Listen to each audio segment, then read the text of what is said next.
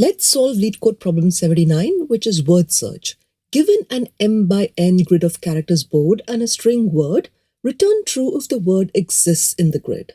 The word can be constructed from letters of sequentially adjacent cells, where adjacent cells are horizontally or vertically neighboring.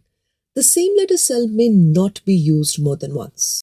Let's say we're trying to find the word C in this grid.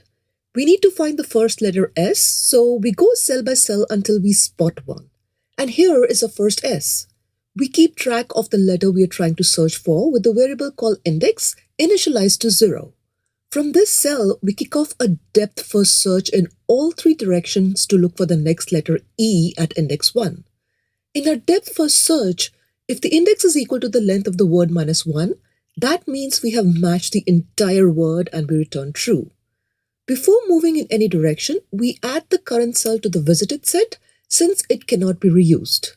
In this case, none of the adjacent cells match, so we backtrack by removing the cell from the visited set and continue searching the grid for the next S. Here's our next S. We set index to 0, mark it as visited, and start DFS for the next letter E. The left cell isn't E, so that path fails. We can go either up or down. Let's go down. We find E, mark it as visited, and continue to index 2 for another E. From here, we can only go left since S is already visited. This cell has E2 and the index is at 2, which is the last letter. Therefore, we have found the word and we return true. Let's review the code. Inside the exists function, we grab the number of rows and columns and keep a visited set to keep track of which cells we've already used. Then we scan the grid cell by cell. If a cell matches the first letter, we kick off a DFS from there with index equal to 0. If that DFS ever returns true, we are done. If none work, return false. Now the DFS, it takes the current row, column, and the index of the letter we are trying to search. If the cell's letter doesn't match, return false.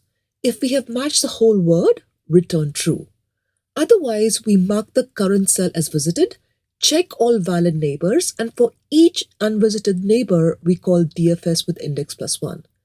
If any call returns true, we bubble that up. If none do, we backtrack, remove the cell from visited, and return false. The time complexity is O of m times n times 4 to the power of L, where m and n are the grid size and L is the word length. The 4 to the power of L is from the recursive branching at each step. Space complexity is O of L, coming from the DFS recursion stack.